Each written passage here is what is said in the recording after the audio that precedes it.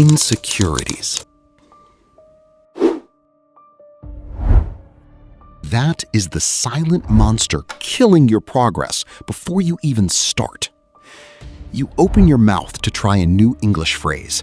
You feel a little proud of yourself for stepping out of your comfort zone. And then, out of nowhere, someone corrects your pronunciation or your tenses with a smug smile. They act like they are the ultimate protectors of the English language. This is the grammar police. They do not care about your effort or your ideas. They only care about finding a mistake so they can feel superior. This toxic behavior is everywhere on social media. It makes thousands of bright, capable learners hide in the shadows, afraid to speak up. The grammar police always try to look like highly educated experts. They talk down to people and use perfect accents to intimidate others. However, actual research in language acquisition, like in this, and this, shows that this constant and harsh correction does more harm, like rude, annoying, and even bullying, than good.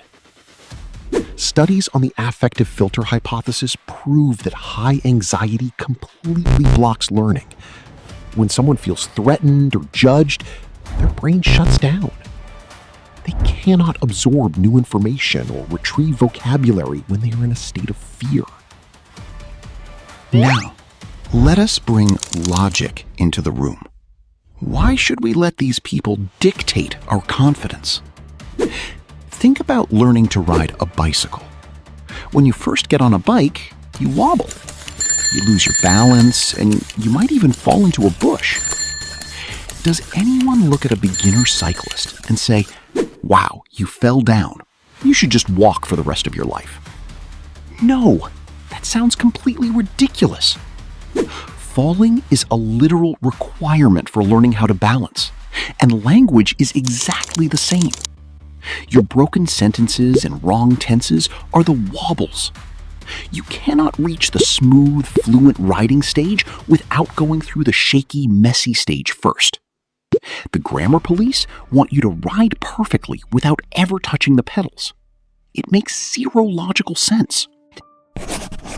Let us look at the true function of language. Language is not a museum piece that you cannot touch. It is a tool, like a hammer. If you use a hammer to build a beautiful table, nobody cares if the hammer has a few scratches on it. They care about the table. It's the same thing goes on when you communicate an idea and the other person understands your thought. Your language did its job. If you say, "I am finished my work tomorrow," the grammar is wrong, but the meaning is clear and can be understood by the person you're talking to. In this case, the goal of communication was achieved. And our job, after we make sure that the meaning is completely conveyed, is ignoring the grammar police, who are so busy polishing the hammer that they never actually build anything meaningful. They miss the entire point of human connection. After ignoring them, you need to shift your perspective right now.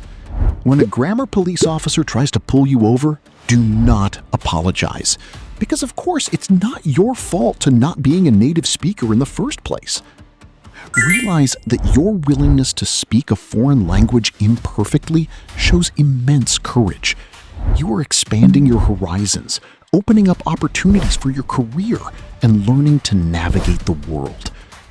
So, in conclusion, your English does not need to be flawless to be powerful. It just needs to be genuine. The next time someone tries to make you feel small for a grammatical error, keep your head high and keep learning. Bye! See you next video!